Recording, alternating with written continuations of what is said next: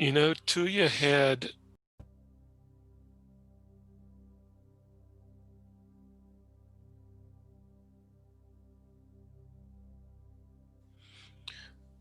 you ready to get started, Michael? I am, and I began to talk, and it didn't. I was muted. One more of the silent movies. So, hi everybody, and good morning here from Finland. There are a few of us gathered, and this is our identify as being work. Now, today we talked about it last time. There's a lot of very rich material in the area that we were working, and Michael had found for us the problem of evil. It was a footnote on page 8, I think 865 or something like that. We're going to take that up. But before we do, we are probably all aware that there has not been an acceptance of the election results in the United States as much as they seem to be inevitable. And the damage that can be done to the country in these remaining approximately 70, 71 days can be considerable. Recently, just a couple of days ago, 3 top Pentagon leaders were either resigning or replaced, and loyalists were put in their place. And there's always a danger of the declaration of martial law, as was suggested by one of the people who was unjustly pardoned for his crimes. He said, well, just declare martial law. There's no problem. And that means law enacted by the military and at the behest of the sitting president. This would be probably in recent times, and for such a purpose, unique. But it would turn the military in the country against the people. And it would be steps, under martial law, there are huge prerogatives of the chief executive of a nation, and many normal procedures could be set aside. So that is one of the dangers. And many people who have thought about this psychologically, even though world leaders are, congratulating President-elect Biden on his victory, these next days could still be extremely dangerous, including many security issues which have gone lax because the president's attention is on defending his spurious victory. It's a false victory, and just about everybody knows it, but no one in the Republican camp will say so out loud, except for a very few who, by their act of congratulating the new president-elect, have at the same time indicated that they believe that he indeed won the election. So we're going to continue our work, and maybe Michael will be able to put into the chat box the ongoing link for approximately 20 minutes of meditation every evening at 8 o'clock p.m., except for the weekends when there's a very busy schedule. And then we will switch to 10 o'clock GMT. So if you want to join us to help sustain the momentum by which a better way is emerging on the physical plane as representative of the divine plan, then you're most welcome to do so. And Michael, do you have a copy of that link that I sent out during last night? Yes, I'm putting it in the chat box now. Okay, well, thank you very much. So you could come as often as you want. The meditation is going to be only 20 minutes long, maybe 25 at the very most, and it will give us that sense of continuity which we need in doing our inner part to make sure that things do not get out of hand. All kinds of so-called accidents could happen during this period. This period of non-acceptance of the obvious results. And the entire party of the red, the Martian party, I might call it, is now lining up behind temporarily President Trump to reinforce his point of view and saying, keep fighting, keep fighting. And that's all he needs to hear, because essentially that is what he's doing. But there's also the possibility of erratic, psychologically damaged behavior. And that is maybe the greatest of the dangers, because the psychopathology of the current leader may be on full display, and his sociopathy as well.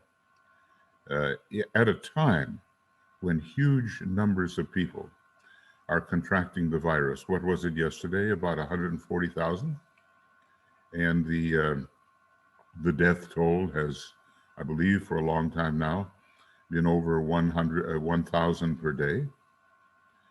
And much worse is predicted, because there are no steps being taken to stem the tide, and people are deluded. They feel that he is telling them the truth and that the media is lying, and therefore they take all kinds of risky behaviors already from the so-called victory party. Is it maybe 3 people have been traced? Their COVID-19 has been traced to that victory party that took place just a few number of days ago. Here's a victory party when there was no victory. So we have a very dangerous health situation worldwide, but especially in the United States. And as we know about the so-called Spanish flu of 1917, 1918, the second wave, which occurred, I think, during what we now call the flu season, was far worse than the first, and contributed greatly to that huge number of deaths, which was approximately 50 million deaths at that time. Now, our medicine has changed quite a bit since that time, and well, antivirals exist and antibiotics exist and so forth. Nevertheless, the danger is significant, especially at a time of inattentiveness. And that's what people are so caught up with the power aspects of the election that they're letting this disease rise in what amounts to an unchecked manner. So these are perilous times, and I'm not just speaking as an American. I'm an American in Finland who really can't get back to the country for a number of reasons. And but I'm not just speaking as an American. I've heard that in quite a number of countries, the hospital facilities are overwhelmed. And once again, in Europe, there is a rising of the COVID disease in a more menacing manner than before in Germany and Italy and so forth. I haven't checked everything. So we have our inner work to do, and if you find that you can join us for those meditations, which we will continue until there is a greater confirmation, ascertainment, a certainty, an unchallengeable certainty regarding the incoming of the second ray, the indigo, and the planet Jupiter will continue until then, or perhaps even up till Inauguration Day. And then, of course, we have our the 2025 group is doing a constant vigil. They're doing great work, and we need attention placed upon the virus per se. So, that's kind of my perspective from this morning. And let us then, before taking up this channeling through Dr. Anna Kingsford, a friend of H.P. Blavatsky, on the problem of evil, let us use great invocation number 2.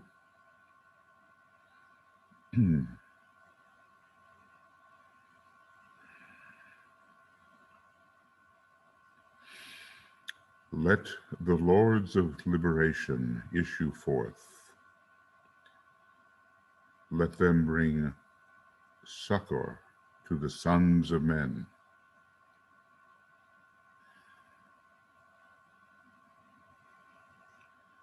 Let the rider from the secret place come forth, and coming save. Come forth, O mighty one.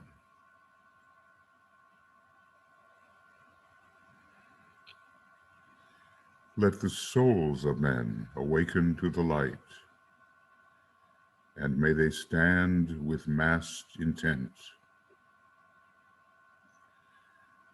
Let the fiat of the Lord go forth. The end of woe has come. Come forth, O mighty one.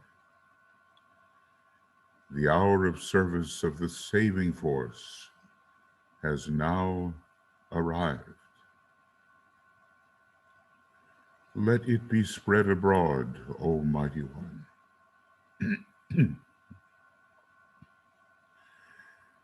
Let light and love and power and death fulfill the purpose of the coming one.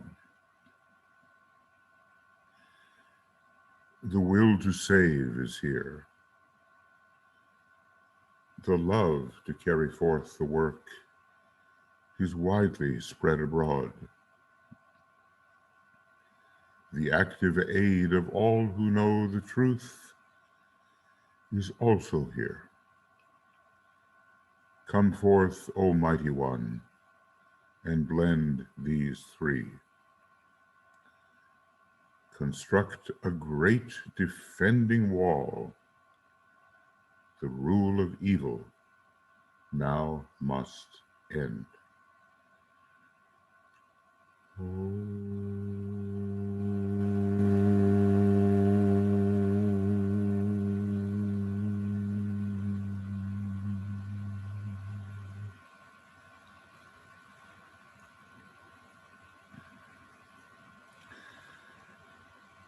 So we'll continue to use this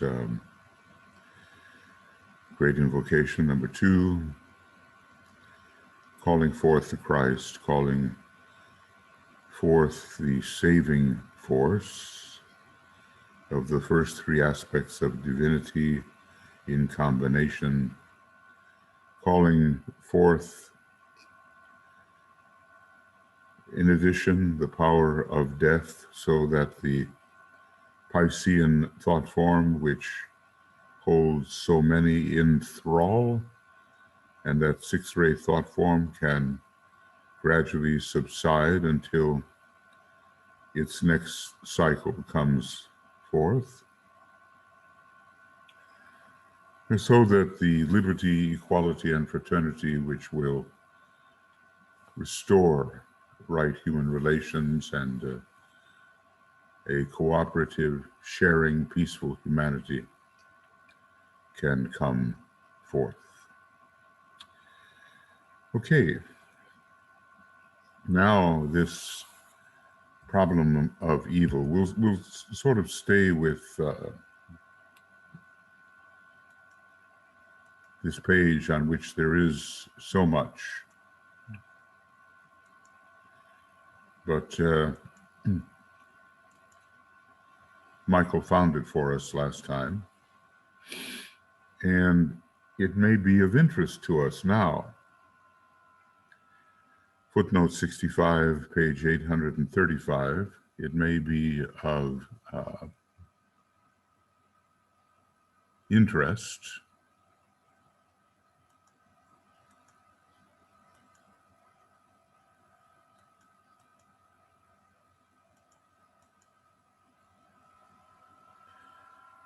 And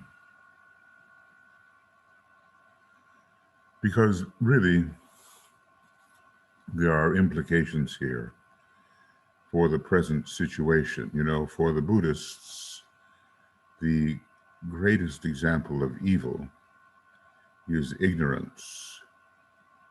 And we can say that while it is deliberate on the part of some members of the human hierarchy who simply shut out a consideration of the next and impending developmental stage of divinity, that is love, it is also an aspect of ignorance. There is the ignorance, the evil that arises simply through a natural type of ignorance having to do with growing into a greater stage of consciousness eventually, but being submerged in limited consciousness temporarily.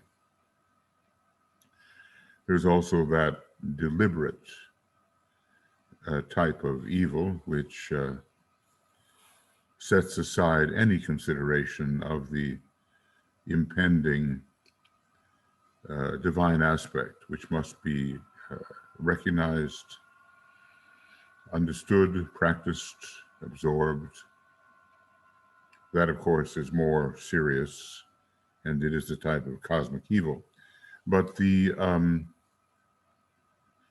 method used here to describe evil is clearly philosophical, and you will recognize it from some of the work that we have been doing together, because it's on that target, you know.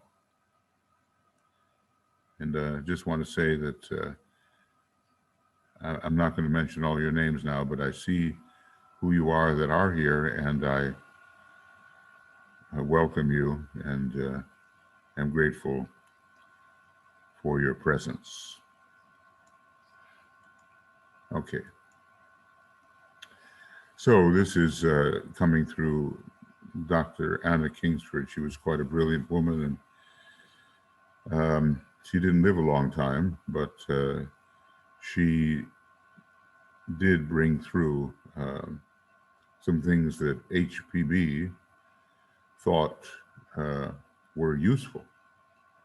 And as we know, HPB had a very critical mind. You wouldn't want to be on the other end of that Mars conjunct Mercury in Virgo, because she was able to mount a first-ray attack against the deficiencies of the science and theology of the day. That was a huge undertaking, and naturally she made a great number of enemies. So she was a very discerning, a discriminative individual. And if she gave some kind of credence to what Anna Kingsford was bringing through, then probably that's a testament to its value. So let's concentrate on this, and then we'll take up your thoughts about it and questions, so forth. Not that I can answer all these things, but maybe someone will have ideas too. So you have demanded also the origin of evil. So there must have been other demands, right? This is a great subject, and we should have withheld it from you longer, but that it seems to us now that you are in need of it. So it seems she's being given material from some kind of initiate source, some kind of hierarchical source. This use of the word "we" is difficult to define, but at the same time, it does suggest members of the hierarchy. And now, you remember that these kind of anagrams where these kind of permutations of words, evil, veil, vile, and live. You can really play with that word, and you can find ways in which all of these are related. So that has to do with the next sentence. Understand then that evil is the result of creation. Now, what we're calling creation is the appearance of universes, the externalization of a small aspect of absolute infinitude into a finite universe. God created. Well, the universal logos became. That's what we say. We don't just say God created, we say the universal logos became his creation. That's called pantheism, God everywhere. So understand then that evil is the result of creation. For creation is the result of the projection of spirit into matter. And that's the whole emanative process that comes forward from any universal logos. Conventionally, it's called spirit descends into matter, but, we have to figure out how the matter got there anyway. So, in my view, spirit becomes matter, but the idea is close enough. And with this projection of spirit into matter came the first germ of evil. Now, that's already we're into statements which are controversial.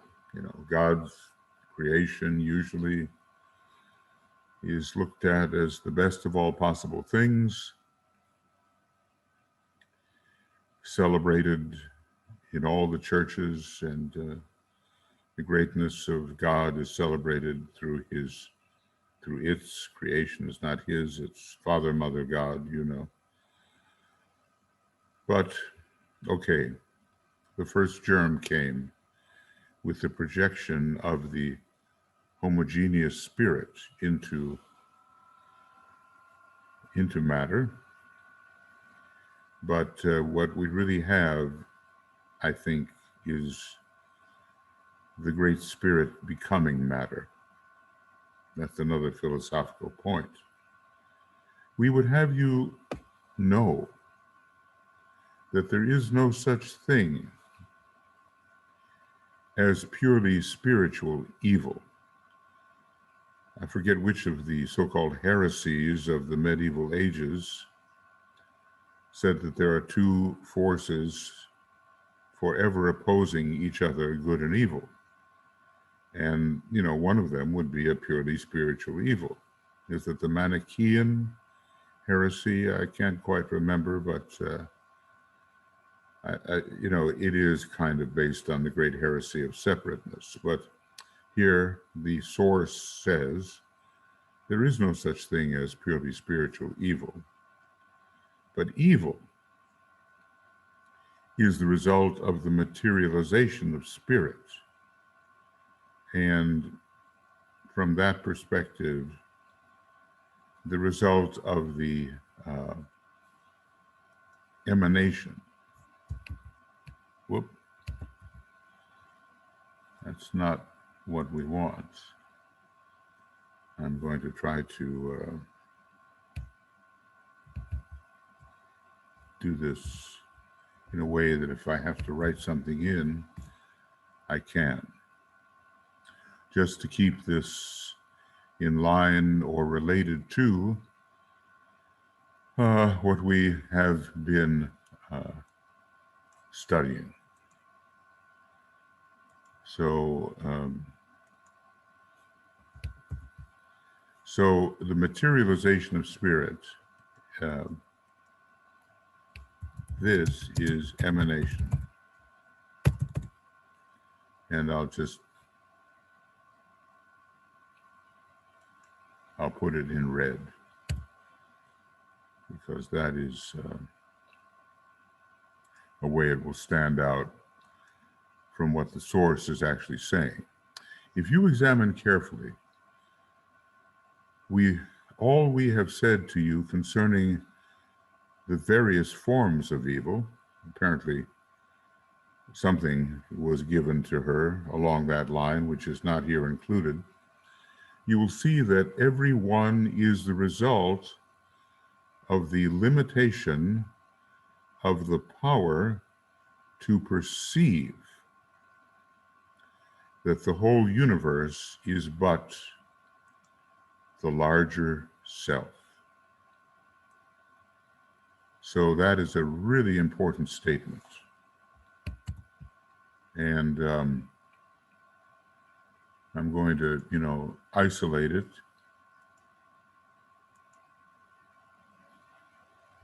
and keep it in mind.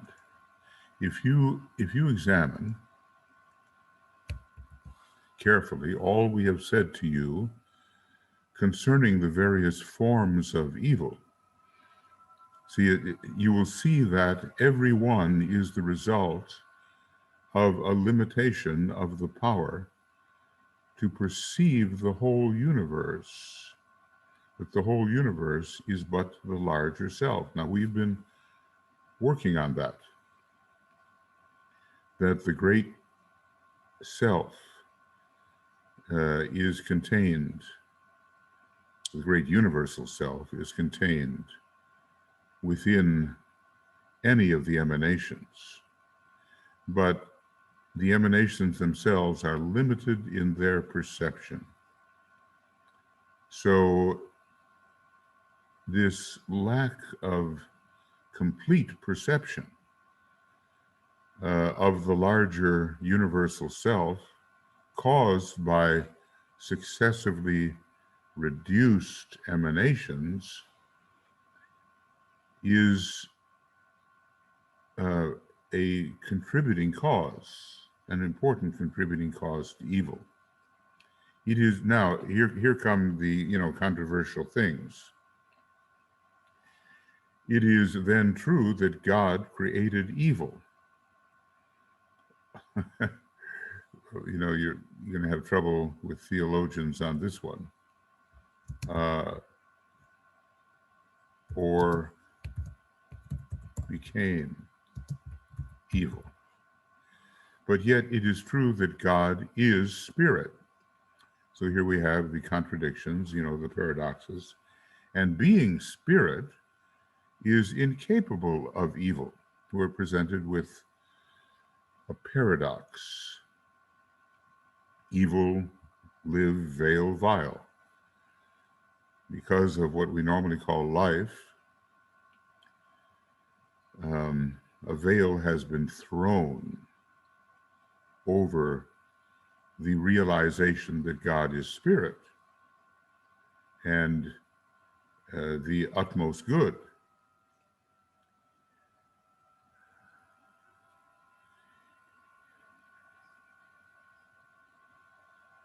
And of course, vile is the sense of repulsion we feel when confronted with that which is less than completely divine. Eventually, the spirit, like the prodigal son, wakes up to its immersed condition and wants to return to the Father, because the prodigal son, the spirit in matter, is repulsed by everything limited that surrounds in the environment. So it is then true that God created evil, or, maybe more philosophically, became the instantiations of evil, the instances of evil. But yet it is true, and the paradox comes in, that God is spirit, and being spirit is incapable of evil. Evil is then purely and solely the result of the materialization of God. Now, let's really, ponder that one, because that's one of the very bold statements which is foundational to this presentation of what evil is. Evil is then purely and solely the result of the materialization, and I would say, via emanation of God. Evil is, limitation. And it's inevitable in the great Mahamaya. But when the limited unit, being self-conscious, chooses to abide with its limitations and not seek out the path of reducing those limitations, then you have something we call cosmic evil. So the source here says this is a great mystery. And I'm sure that all of us are willing to accept the idea that this is a mysterious, paradoxical statement. Now, so many religions today, they simply separate transcendent God from the devil, from Satan, from evil, as if they are two different things, and they do not look into the psychology of evil, the spiritual psychology of the production of evil through emanation, through becoming the limited creation. So this is, a very advanced philosophical presentation. This is a great mystery. And that's something that I want to bring to our attention and have it abide in our attention. We can but indicate it tonight, ... Again, suggesting that something more was said, but that something more is not shared in the footnote. Then comes an elaboration on the philosophy behind this. God is perception itself. So he's basically saying here that God is consciousness. That can be debated, okay, but this is what's being said. God is universal percipience. It's an acute form of perception, a kind of an awareness. God is universal percipience. God is that which sees. Now, right there, of course, the that is other than the perception. See, in my book, there's always the being and then the attributes which the being possesses. So here it seems to go along with that. The that is the being, and then the consciousness is the seeing or the registration. God is that which sees and that which is seen, because just the way the flame, the initial flame, though brighter, is found in every lesser flame, the flame is there in the lesser. The seer and the seen. God is both the seer and the seen. Now, here comes another one of those statements which sheds light on what we're trying to do in this kind of discussion, this kind of investigation that we've been pursuing. Now, great exception will be taken to this statement by the theologians, but okay, this is the view presented. If we could see all, hear all, touch all, if all of our senses were totally activated, subtle senses and more material senses, and so forth, there would be no evil. For evil comes of the limitation of perception. And what other kind of limitation is there really anyway? So I'm going to make that a very bold statement in our consideration here.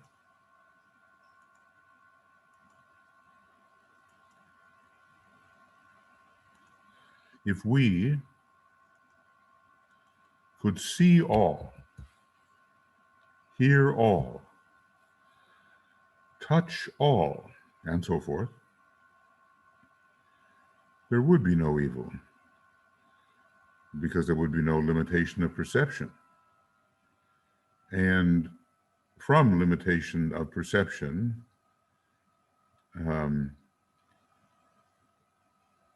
evil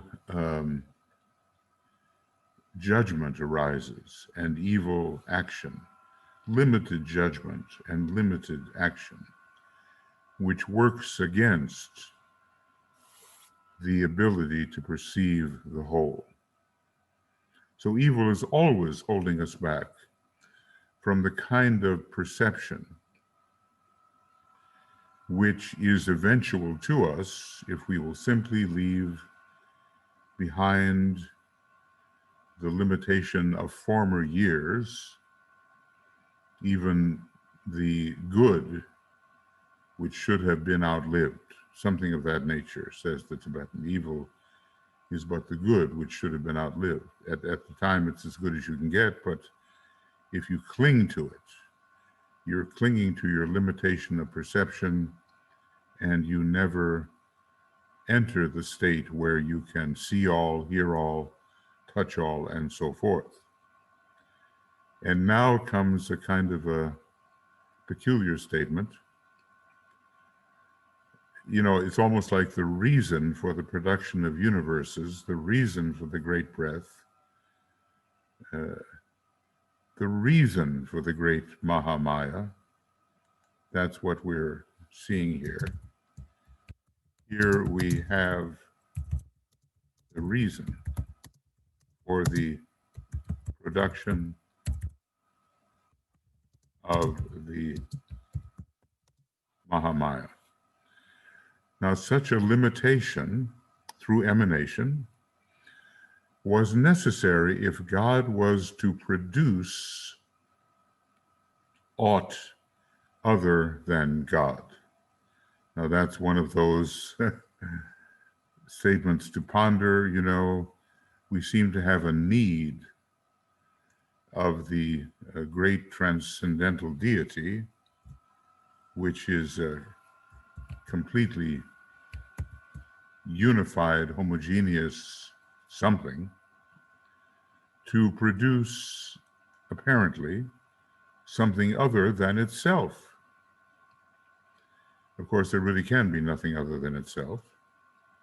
But, you know, it's kind of the God was lonely school of thought here and needed more than its pure, I mean, you know, it's not really logical, but, and it's even more mysterious than the earlier mystery.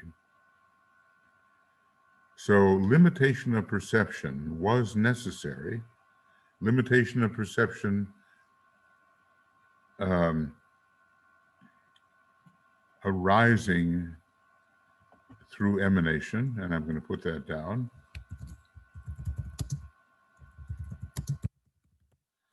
was necessary if God, in this case, let's call it the universal logos, was to produce aught other than God. In other words, the universal logos could have remained all in all, exactly what it was.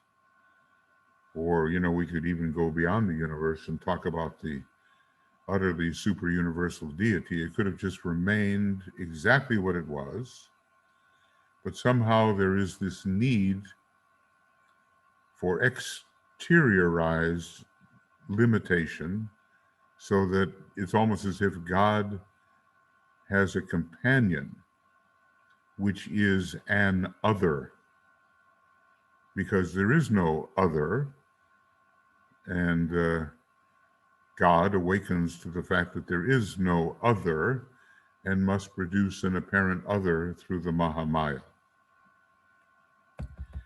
And then here we go a bit more along this line. Aught other than God must be less than God. So, you know, when you're dealing with absolute infinity, the only movement you can have is a reduction, not an expansion. Without evil, therefore, God would have remained alone. Apparently alone. That is, without limitation, without emanation, without apparent otherness, God would have remained alone. Without evil, so without limitation, or emanation, or otherness, God would have remained alone, all one, all one. God would have remained all one. Apparently, this is not acceptable to God. All things are God, according to the measure of the Spirit in them. But we could go even further and say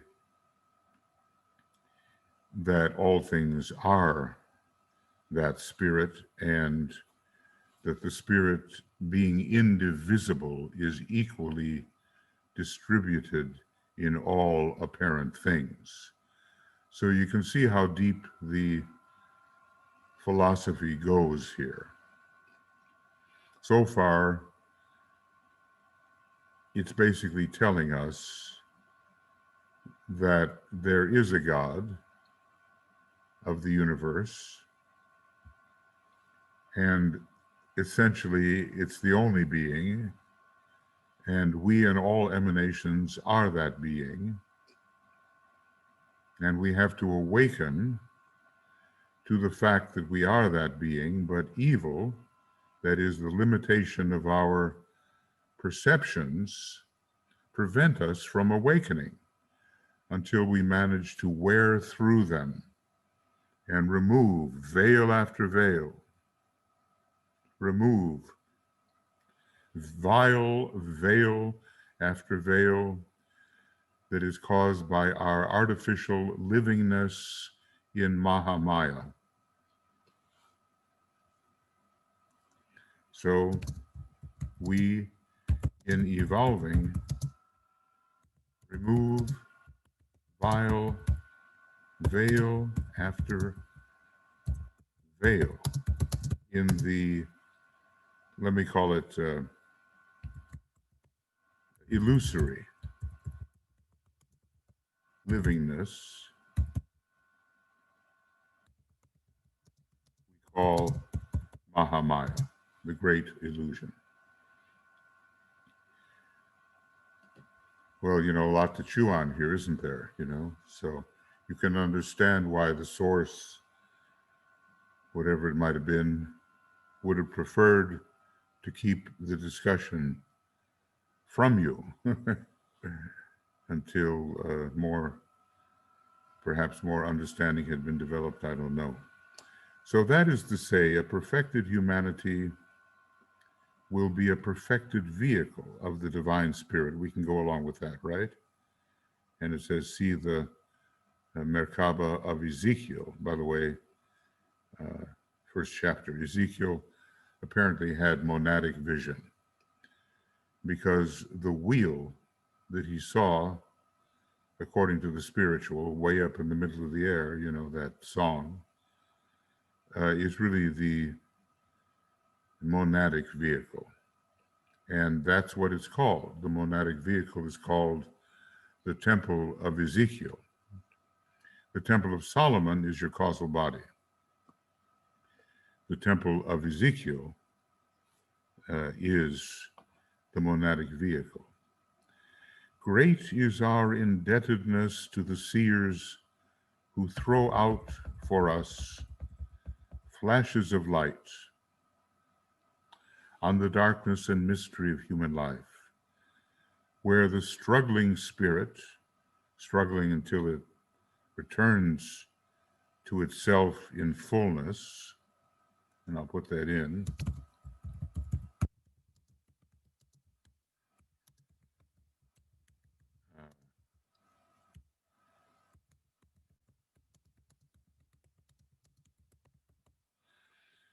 where the struggling spirit within is so often buried in the depths of this mysterious chaos. The chaos is the relationship of all emanations before archetypalization has restored them to right relationship. So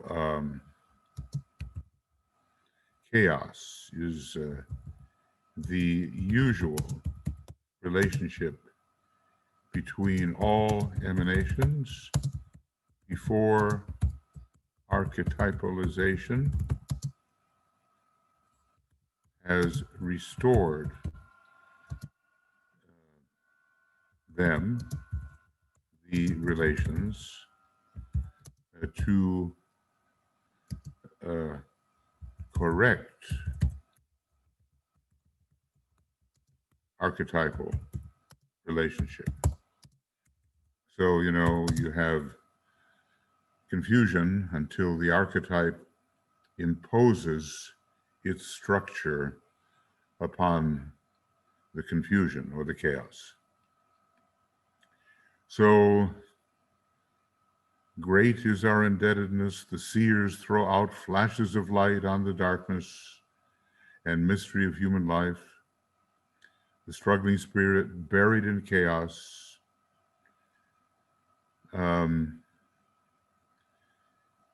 And the flashes of light make visible the darkness so that we are enabled to see a few steps on the way ahead. The old hymn, lead kindly light, lead kindly light. People sing it in church, and you're not asking for the revelation of the whole journey, just a few steps ahead. So that we are enabled to see a few steps on the way ahead, thus encouraging us. Notice how immediately the us has become the tiny emanation once again. We're no longer in a state of universal identification. We're right back to being an encapsulated human being, thus encouraging us to press forward with renewed assurance that the mists and clouds will be dispelled, and we shall in due time enter the fullness of the divine presence. And, according to the method by which we have been studying, I would say, and discover that divine presence is none other than ourselves. So I say, we're already very far progressed when we can detect the presence, the isness, the being, and know that it is the self, our self. So this is, this requires considerable pondering. And I'm not saying, that by any means that everything is extracted from what we have here discussed, but you get an idea of the philosophical presentation concerning the nature of evil. And basically, it's all about the limited perception of God, the limited perception which would reveal that the limited perception which prevents us from realizing that we are God. All of this due to emanation, which is a willful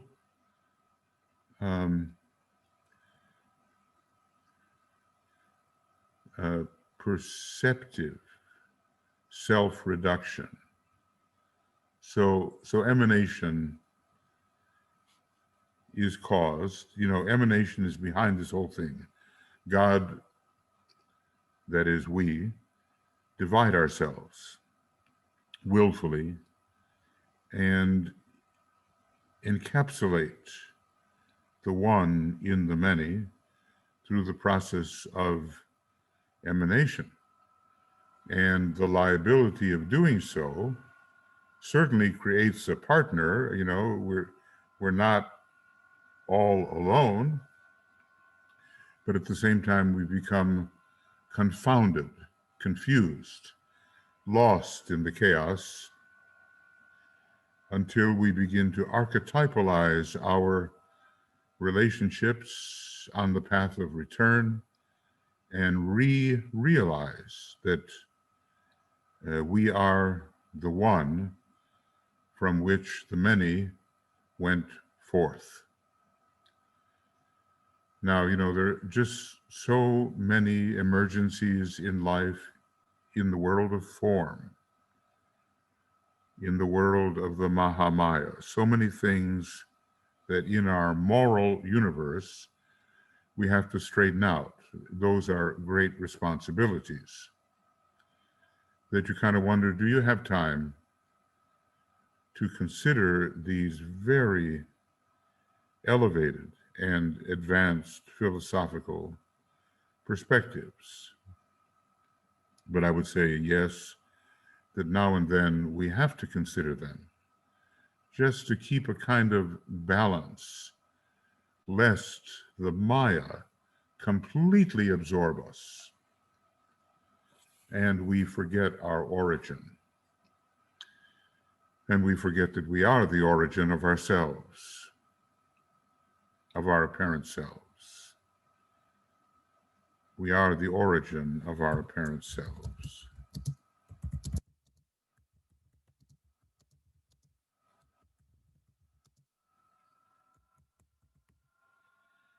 We forget our true identity. We forget that our true identity is being, is isness, revealed, is presence, revealed by infuception. We forget. And along the path of return, we are reminded, but we also turn the other way. We don't just walk forward into the light. And I'll just close with this statement.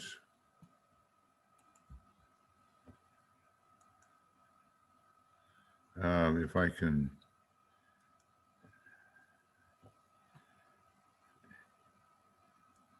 find it.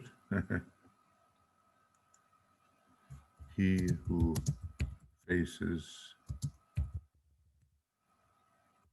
light blinded. And this is our story.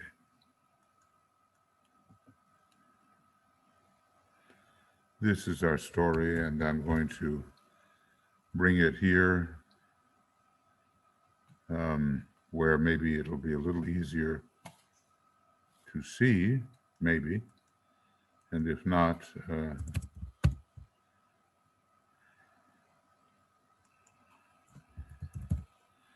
it will be easy enough to see. And then think about it, because it is the story of us and of every emanation, eventually. He who faces the light and stands within its radiance is blinded to the issues of the world of men. That's the great danger, of course. He passes on the lighted way to the great center of absorption. But he who feels the urge to pass that way, yet loves his brother on the darkened path, revolves upon the pedestal of light and turns the other way. He faces towards the dark, and then the 7 points of light within himself transmit the outward streaming light. And lo, the face of those upon the darkened way receives that light. For them the way is not so dark. So the Bodhisattvic impulse, right? Behind the warriors, twixt the light and dark, blazes the light of hierarchy. So this is our story.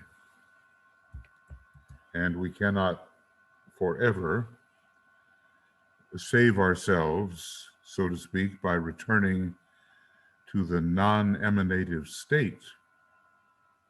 We have to look back at all of the lost emanations, the encapsulations of spirit that we call the others, just as we have been looked upon and offered a helping hand, and we help to extract the spirit from its limitations.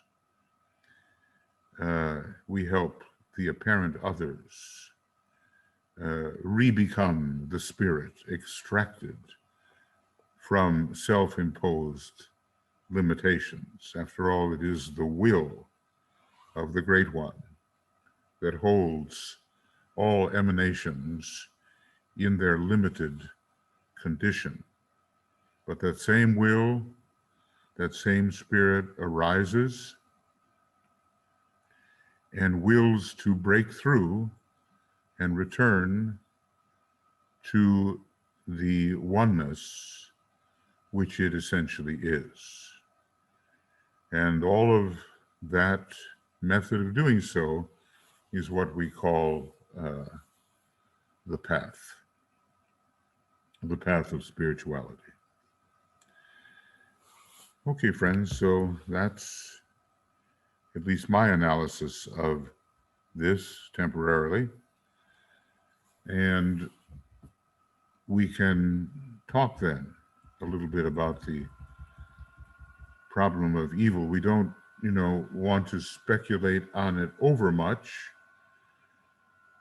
because he says when you start to get really specific about it, it's both profitless and dangerous, fruitless and dangerous, something like that.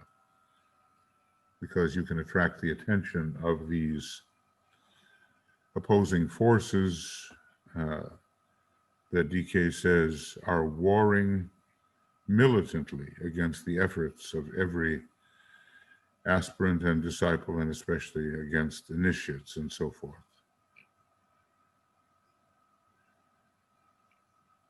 But it gives a more mature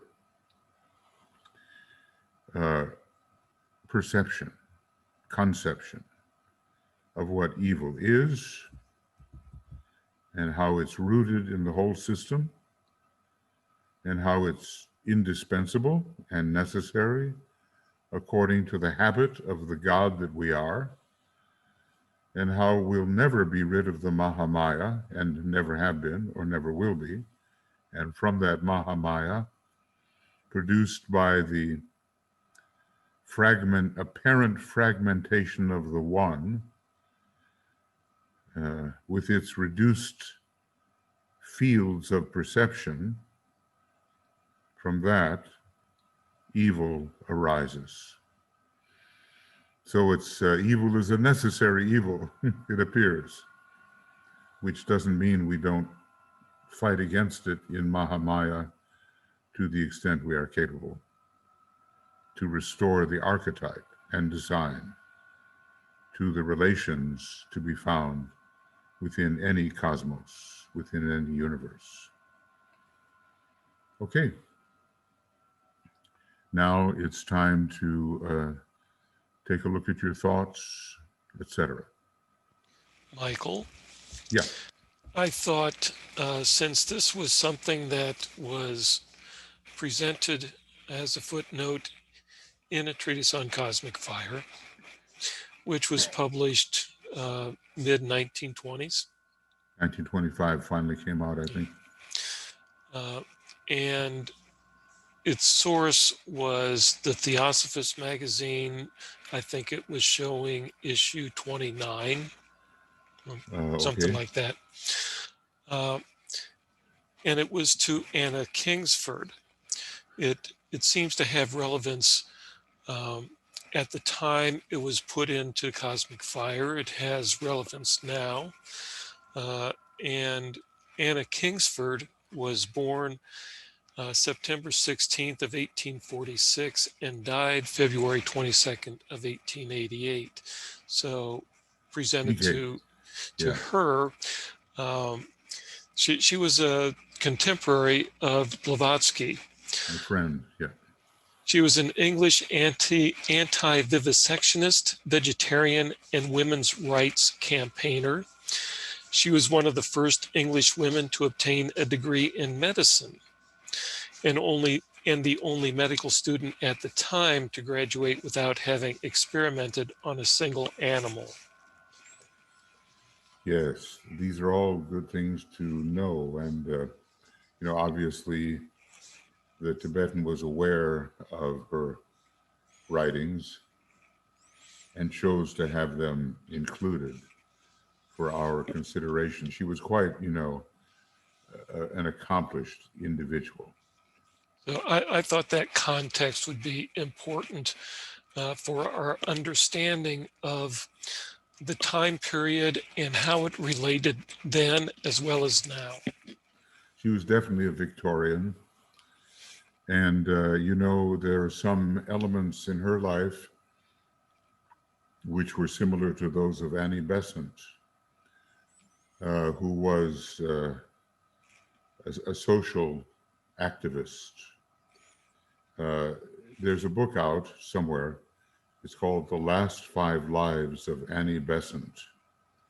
And you'd think immediately you're going on a reincarnational journey, but the truth was that she changed her orientation so dramatically at various times in her most recent incarnation that it's as if she was living separate lives, and the whole vegetarianism kind of thing. She was a friend of George Bernard Shaw, the famous playwright. They had quite a connection, and he was a very, very staunch vegetarian. It probably rubbed off also on Annie Besant. So they were born, when compared to Blavatsky, more or less at the same period. I think you said of Anna Kingsford around 1844. Actually, it was quite an unfortunate thing, regarding her death at quite a young age. She basically went out. She got drenched in the rain. She caught pneumonia and died. Um, so she lived a much shorter life than Annie Besant, but I think Annie Besant was born in the 1850s, I think, and lived until 1930 or something, quite a ripe old age. And Anna Kingsford was born at a similar period. Blavatsky was born in, what was it, 1831? Was that it? So she was a bit older than these two acolytes of hers. And puts it in a Victorian context, of course. And it's good to know all those things about her. But obviously, her spiritual life was a very internal matter.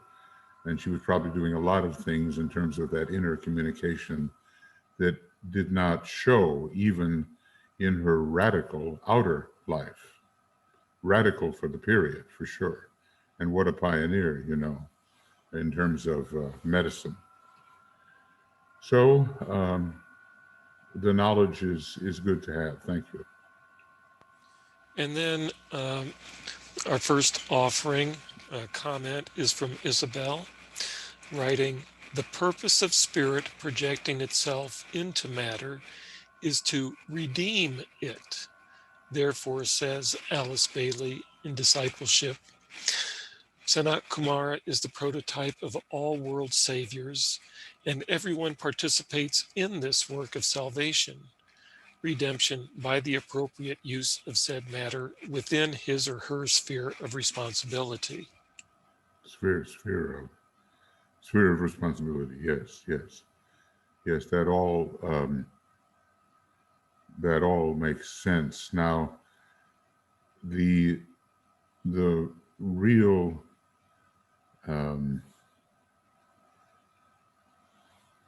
paradox there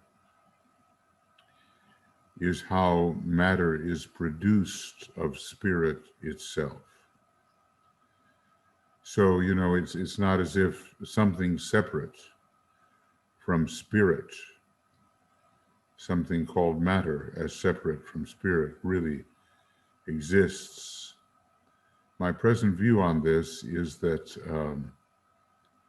matter is derivative of spirit or from spirit. And basically, it's greater instances of the self retracting into ever fuller consciousness, more buried and limited instances of that same self.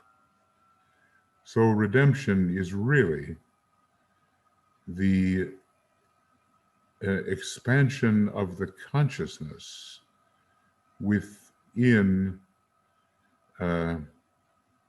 very small emanations, which are held to be small by the will of the emanator. So I guess what I'm trying to say is, we can speak of spirit and matter, and we do. And given the condition in which we are, it makes sense to speak of spirit and matter. But if we go back to the origin of matter from spirit, we're going to find some mysteries, as seems to be indicated by this channeling, or whatever we want to call it, from Anna Kingsford. Because at first there is simply spirit matter, and it's almost as if matter is an act of consciousness. Now, one would have to really dwell on that, but matter is a certain limited mode of self-perception.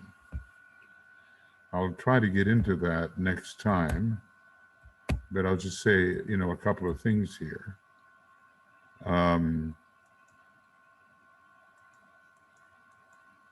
Let's see if I can make this work. No, I'm always doing that, right? I'm always making that. So I'm going to, if I say something that maybe I want to remember, matter is a certain limited mode of self-perception. The only really non-material whatever that exists is the absoluteness itself. We cannot think of it as caused by by turning self into an object. If self is turned into an object of perception, matter is created. Now, I know that Alice Bailey and various writers in this field are not going into this abstract-minded search for the origin of matter. But we do. And yet, given the conditions as they now exist, it is right to say that spirit plunges into matter and redeems it, lifts it up out of its limited state, just the way the monad goes forth on its pilgrimage, which is a pilgrimage of redemption of more encapsulated lives than it is. And yet those encapsulated lives are the becoming of the Great Spirit. The Great Spirit became them And those lives are a condition, a limited condition of the Great Spirit that has willfully limited um, its expressions through emanation. The Great Spirit, the universal Logos, has willfully limited its expressions by means of emanation. So I know the language is a little different, but basically what Bailey says is correct. And at this time, we have to consider it correct. If we're looking for something still deeper, then we can also find that too. But not everybody wishes to get involved in that kind of search. Okay, thank you. Next, we have Frederick, who wrote, under the Christian perception, it is said, return good for evil. Blavatsky and Kingsford came out with the following perception, return good, for evil justice. Well, let me see if I understand that last bit.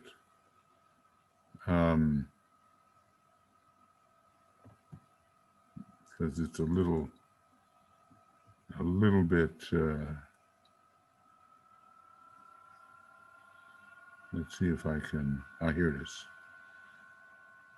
Came out with the following, return good, for evil justice. Well, now I understand. The balancing of the doing of evil, especially in our particular system where the balancer is Libra, the sign of justice, eventually is the means of freeing the evildoer from the lack of perception, the reduced sensitivity, which inclines through ignorance to the doing of evil. So justice is very useful, karma is very useful, because through the return blow, which justice represents, the evildoer is awakened to his or her encapsulated limited state. When you have the experience of what you have perpetrated upon others, you are less likely to perpetrate it again. I'm thinking about, very practically about the Prime Minister of England, Boris Johnson. He had a certain attitude toward the COVID virus, which was more cavalier and less careful and caring. Then he got it and he almost died. And his behavior changed due to the balancing of receiving the full impact of that which he had treated too lightly. And of course, we do return good for good. We return an even better good for the good we receive, and even better, until the goodness of the one life in universe is restored to our perception. See, what is missing for most of us right now, well, for all of us really, is a perception of the one, and that we are the one that is perceived. With St. Francis, what we're looking for is what's doing the looking. So most of us are so immersed in relative good. We're immersed in relativity in general, that we're still blinded to the goodness of oneness, or to the one as the good. We don't see it. We don't identify as it. And that's what we're trying to do in our pursuit. I could hardly call it a class. It's more an opportunity to think about these things. Now, returning good for evil, well, it is a sacrificial way of liberating the limited evildoer from his limitations. I've told the story of in Les Miserables, um, where Jean Valjean steals a candlestick, silver, precious candlestick from the priest who was kind to him and gave him a place to stay and hid him, from his pursuers. And but in stealing that candlestick, Valjean was apprehended and brought back triumphantly by the police to the priest, who basically said, well, we caught the culprit. He stole your candlestick. What do you have to say? And the priest said, well, my son, why did you not take the other one as well, as we had arranged? It was a remarkable moment in the life of Jean Valjean and completely turned him around. He was living by his wits, and, he was a hunted man, and his enemies were all around him. And he, broke the law, whatever, stealing from the church. But then the priest returned such good that it broke the evil in the thief. And it liberated his spirit, and he became something completely different.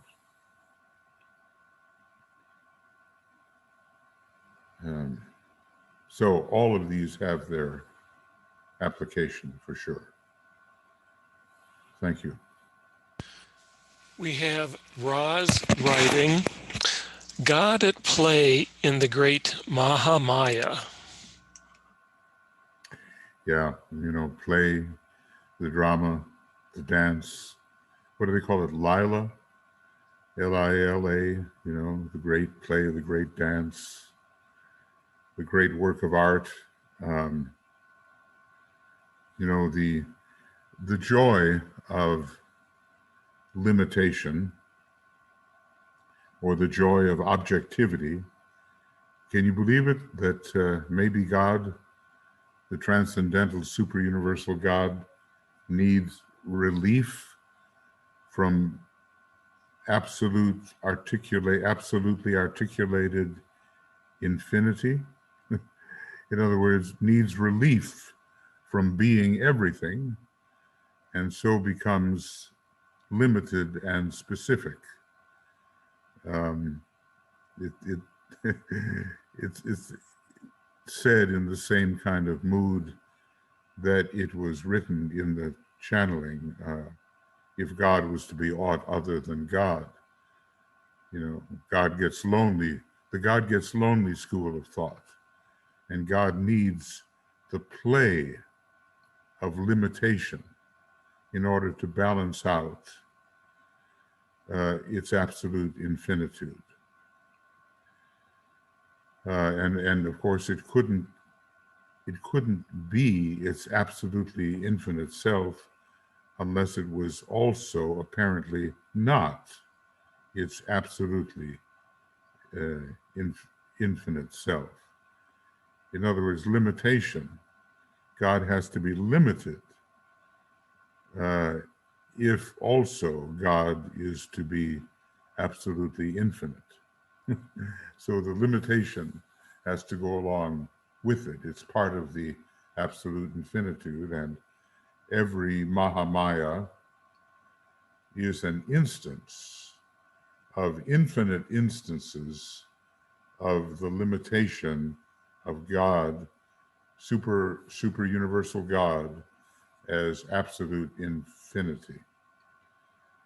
You know, these things, we're just tiny little mites here. We're just what DK calls microscopic man. But I'm sure that as we go along, uh, more and more of the plot will be revealed to us, as ever it has been forever in other universes. And then we have two sharing similar thoughts. Isabel writing, alone equals all one. Right. And Heike writes, alone, all one. In German, it is the same. Allein, Allein, All eins, all eins, and all one. Yeah, yes. yeah, yeah. That's it. That's it. It's even like the word atonement. You know, you beat yourself up, I atone for what I've done, and the result is at one meant. Atonement and at one meant are the same. So aligner, you know, means alone, and all eins, all one. Ah, yes, and of course, these verbal realizations have to come to us as perceptions so that all of these things are real to us. If we can know ourselves as the presence, as the being, as the isness, and it's, you know, it's so simple that it's difficult, then we're well on our way to the revelations which this line of thought can give us. So, but of course, we can play with the words, and we do. But the realization, the substantial realization of what they contain, that's really what we're striving for. As we ever have striven in other universes. I mean, you know, if you really start to think about it, how many universes have you, the one perceiver, experienced? And you just can't put a number on it because it is really infinite.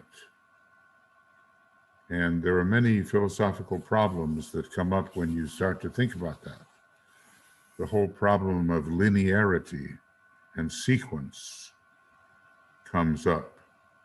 And then you begin to realize with Galileo, you know, he did that experiment, and he had the circle where radii coming from the circle were deemed to be infinitely close to each other.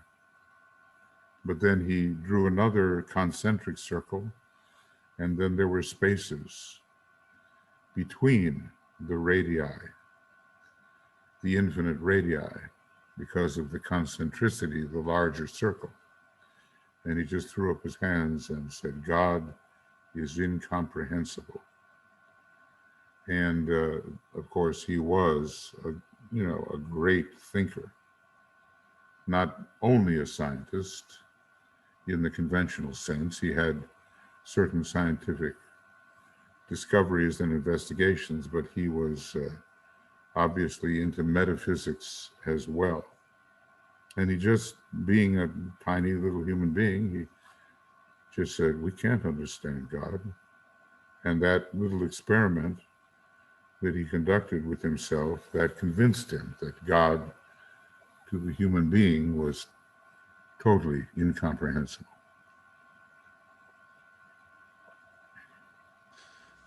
Isabel writes, and the purpose of the above mentioned purpose, redemption of matter, is to add the touch of consciousness to matter, thus help it accede from darkness to light, death to immortality.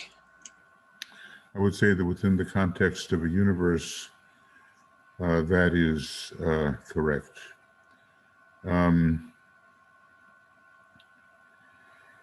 However, if you get into the indivisibility of the one, which comes to us through the doctrine of the boundless, immutable principle, we know paradoxically that the fullness of being is found within Anu, the speck. So in a way, no matter what instance of the one you may focus upon, it contains all of absolute infinitude, which is a huge paradox. And in a way, in absolute infinity, nothing can be added to anything, subtracted from anything, multiplied by anything, or divided into anything. All of the operations of arithmetic do not apply to the absolute supra-universal, articulated, differentiated infinitude. So within the bounds of a universe, yes, you seem to be adding consciousness to matter. But really all you're doing, is you're drawing out of matter its already inherent presence of the fullness of God or the fullness of being. It's already there, and nothing really can be added except apparently and in the Mahamaya, in universe. So just think of yourself as a being. This could get a little practical maybe. A being to whom nothing can be added, nothing can be taken away, nothing can be increased through multiplication, and you are that being that cannot in any way be divided. Now that is your essentiality. Here in Mahamaya, we fear loss. That's subtraction. We want gain. The whole financial setup is based on that. We feel sometimes we'd like to multiply our options and have more and more and more experience, multiplication. And sometimes we feel as if we're split and divided and disintegrated, which would be the factor of division. It's all possible in Mahamaya, and it's not true in essentiality. So, it just depends on whether we can think in those terms, that if I look at a speck of dust, I am its metaphysical equal. What it is essentially is no different from what I am. We are the same. In relativity, there's a huge difference.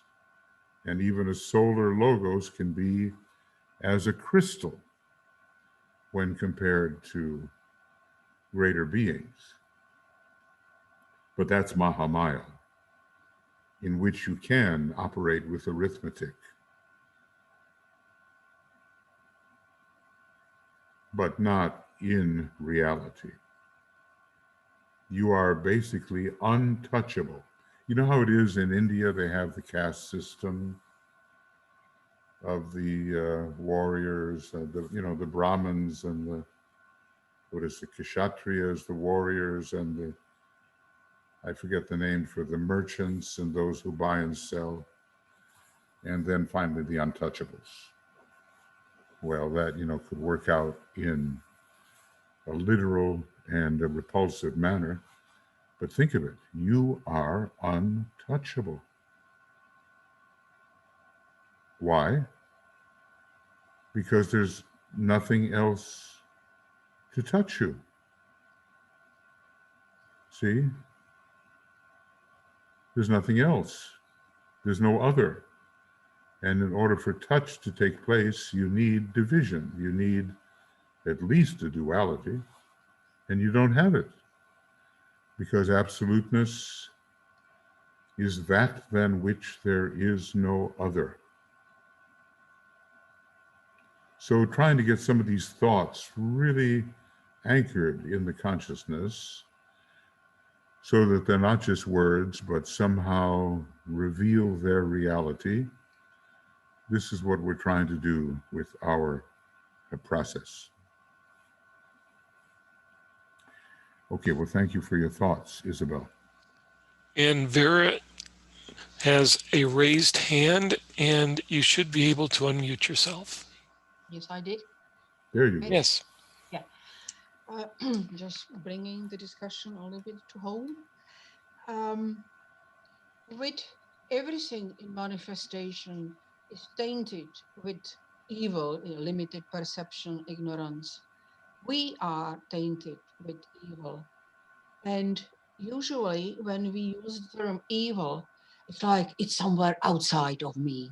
Yes. I'm not evil, but I am ignorant. So yes, in my ignorance, I inevitably will participate in something. And we live in the world with wonderful technology, and this technology made our individual lives much bigger. We can participate across the globe in this webinar, travel, and therefore we are obliged. We must take responsibility in what I participate in observing carefully what my government is doing in my name. And so I see it as taking responsibility. If we call ourselves aspirants or disciples, so that's how that was my thinking. Mm-hmm. Yeah, we're on our way to omnipresence. The three factors of divinity: omnipresence, omniscience. It will follow after, and then finally omnipotence. And we do have the responsibility of choosing our engagement with different forms of expression, because evil is a relative term also within universe, and we have to repudiate those forms which lead to non-archetypalization.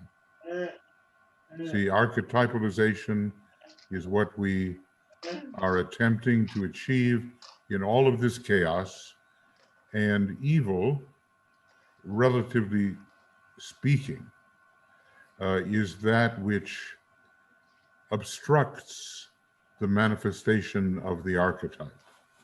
or the heavenly form, Plato's forms in that respect.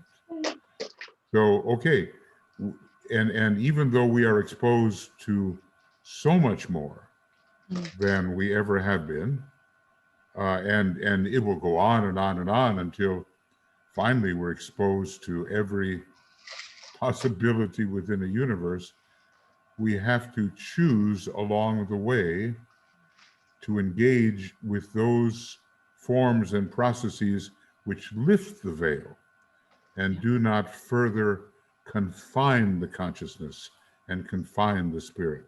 So it's choice all along the path.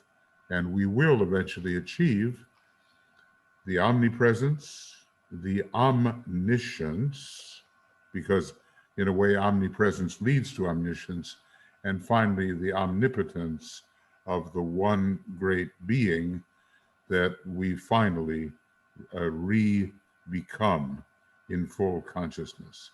It's a paradox of how that one great being can remain exactly what it is and still send forth aspects of itself which apparently are not itself, but really are. It's like the story of the prodigal son. You know, one brother stayed at home and the prodigal son went forth. Both of them are aspects of reality. One aspect retains full consciousness, the monad on its own plane, and the other aspect, the jiva, the monad plunged into prakriti, plunged into matter, sacrifices its consciousness and then regains it, and both are needed. So none of any of that we're talking about allows us to forget our moral obligations within the world of relativity, the Mahamaya. We have these moral obligations coming under Jupiter, at least for us, raising our level of inclusiveness until we re-become the whole thing. But if we choose obstruction instead of unveiling, then we just prolong the suffering of apparent isolation.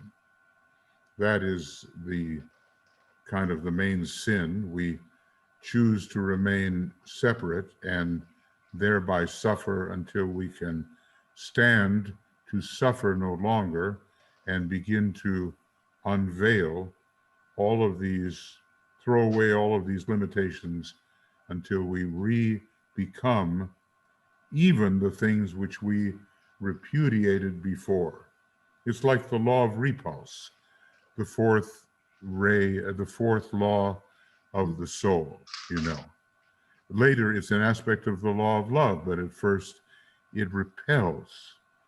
So we have to learn at first what to repel, what to accept, but it all will be taken in later as ourselves. It's you know, it's a tricky, paradoxical kind of way of looking at things.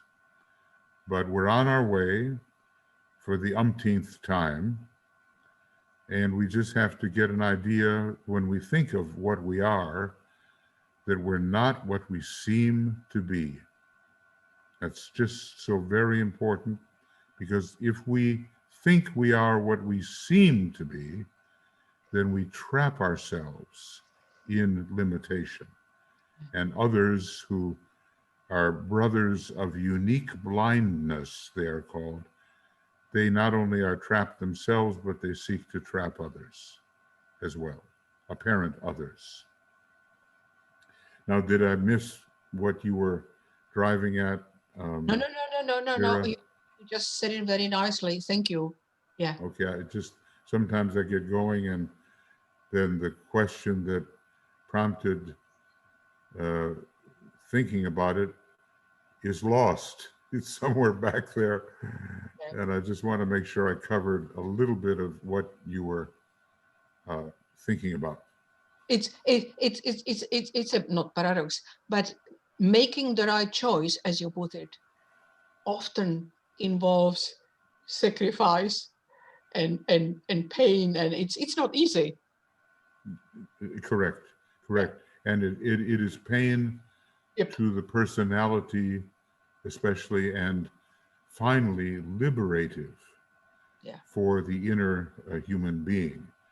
Like, you know, sometimes we have to separate from people on the outer plane, and we have difficult relations when we're standing on principle.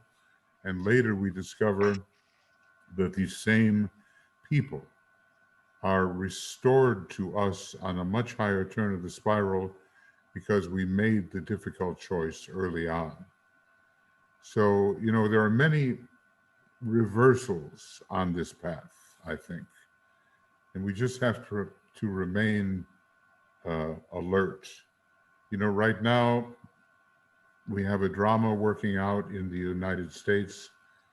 Um, the the chief officer, the president, has a certain self-conception to be a winner or never a loser. It's so primitive in a way, but he has to go through this pain. The tower has to fall, Yeah. the blasted tower, before he can be liberated from his own thought limitations and maybe enter into a field which is more selfless and more real. But there's no way to avoid the pain of mistaken identity, the pain of mistaken identity. We're watching it play out, a psychological drama with implications for everybody. If you know, if a man goes crazy or says, "Look, I have the atomic codes. There is no world after me," whatever. I mean, any number of really bad things could happen, which is why we want to, you know, stay on top of it. Thank Yeah. you. Yeah, you bet. Thanks, Vera. Another comment from Isabel. The origin of matter from spirit is the involutionary path. See the ovoid kind of chart in Cosmic Fire. And she adds, justice also means mercy. And that's a good equation. That actually is a good equation because Libra, justice, and then Libra, divine love and understanding. Libra, the golden rule, do unto others as you would have them do unto you. Justice at length is the great mercy, even though it causes pain at first. When we talk about the path of involution, it's all based upon increasing self-division within the emanating origin. And so we go into complexification through a willed reduction of self-perception. The great being of the universe could see itself in entirety, but divides its self-vision according to number and leaves the realm of the one. And of course, it's also the realm of the zero, but that's still on a higher super universal level, let's just say. So, you know, what is the cause of the involutionary path? And it is a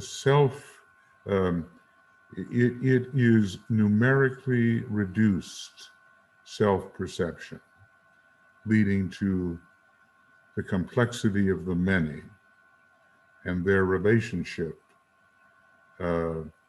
which has to be archetypalized in order for the returning simplicity to occur. So, you know, there's a whole psychological root to what is going on in the production of a universe, and how spirit becomes matter, actually. And basically, Master Kuthumi is saying something similar to that. He's saying, don't you know, we are all materialists. He's kind of joking there, but it seems to me that the production of matter comes from a certain type of divided self-perception, willfully divided self-perception of the one in relation to itself. So when the one decides upon division and sustains that division through an act of will and engages in what I call an ever lessening, we have the path of involution. Now I'm looking for the sort of philosophical explanation of how this could happen. In terms of the dynamics of how it happens, the maps are there. The first outpouring, the second outpouring, the third outpouring, all those things are represented in the charts that we have. The motive, the method by which the whole process begins, that's another matter, and maybe will yield to philosophical inquiry, such as, you know, I'm trying to think about and help us think about. Thank you for your additional thought. And Heike adds, something matters in matter. We say in German, spielt eine Rolle, however it's said in German. Something plays a role.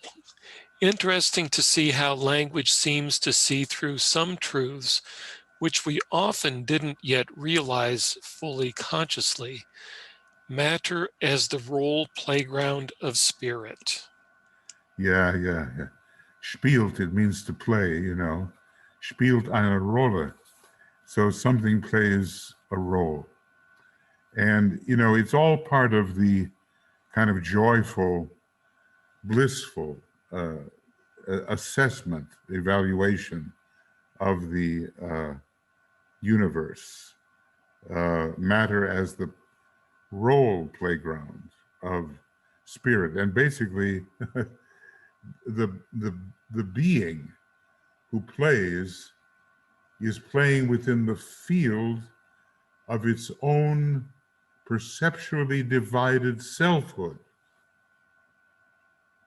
I wonder, the being who plays is playing within the field of its own perceptually divided selfhood, if I can say it that way. Trouble is, you know, saying things in that way, they frequently disappear later. But language, you know, it blocks many perceptions, and yet at the same time, it can reveal. If we find that hint, that clue, and different languages have different insights into the reality behind language. So something matters in matter. And something plays a role. And what is that something?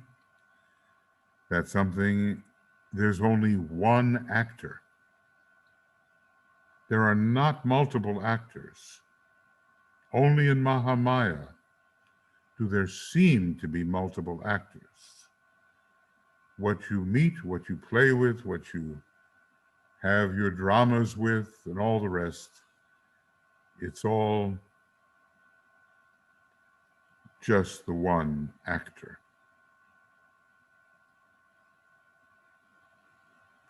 Matter is a condition of self-perception. Maybe I can put it that way.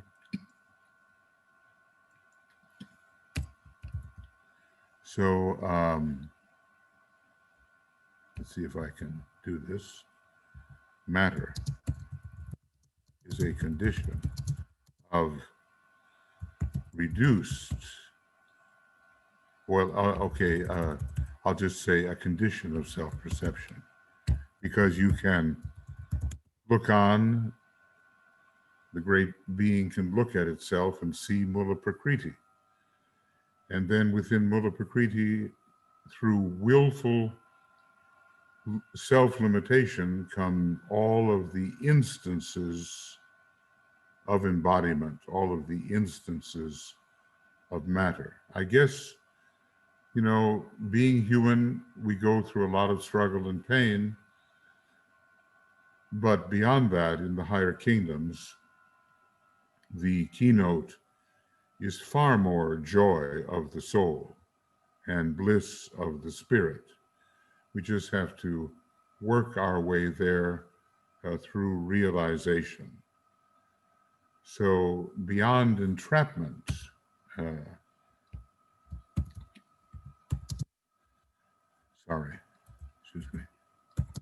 beyond,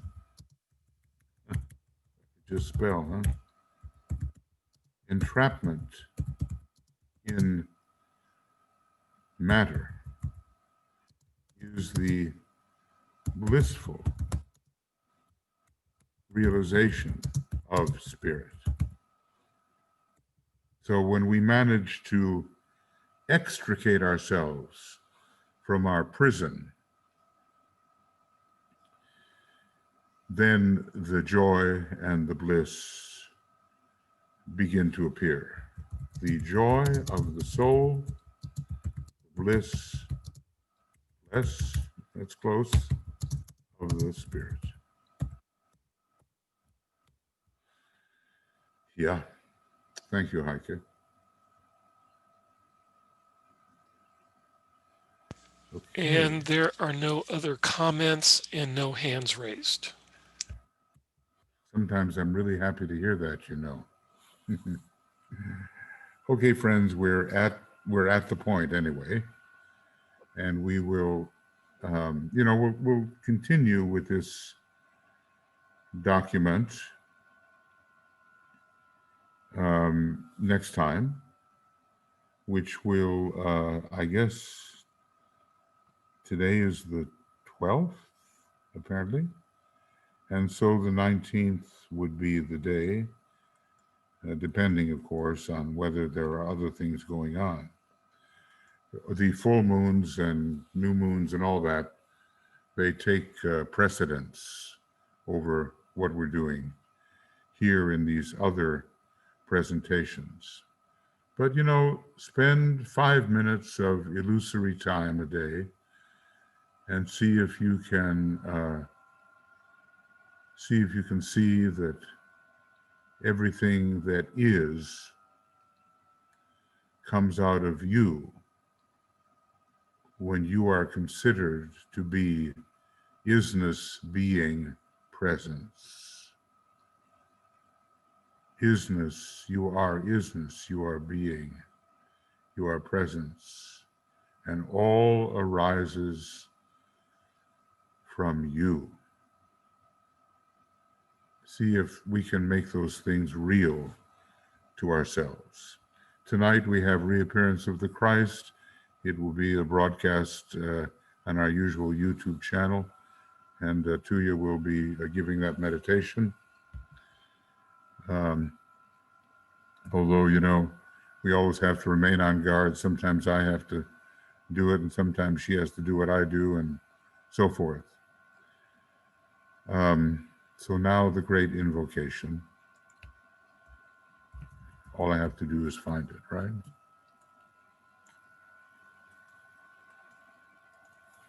There it is.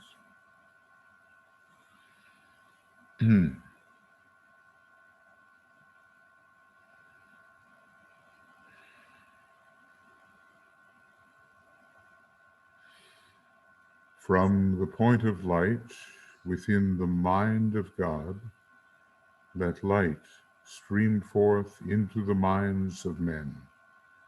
Let light descend on earth.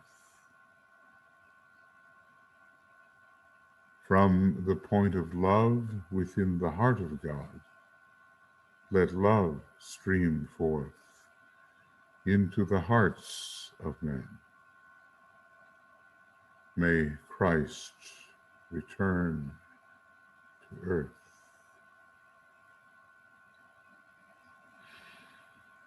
From the center where the will of God is known, let purpose guide the little wills of men, the purpose which the masters know and serve.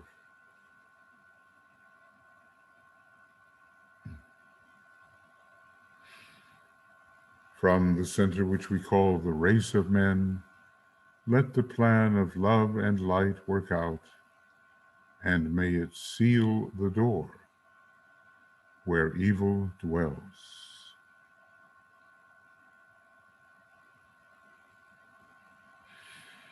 Let light and love and power restore the plan on earth.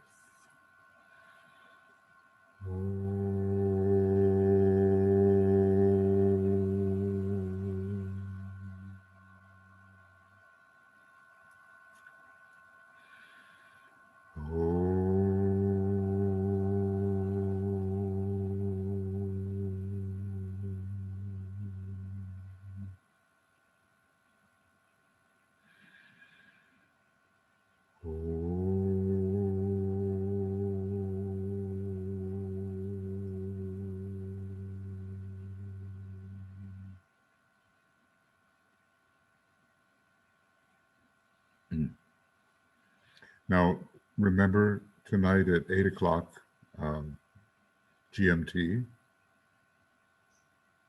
think that's right,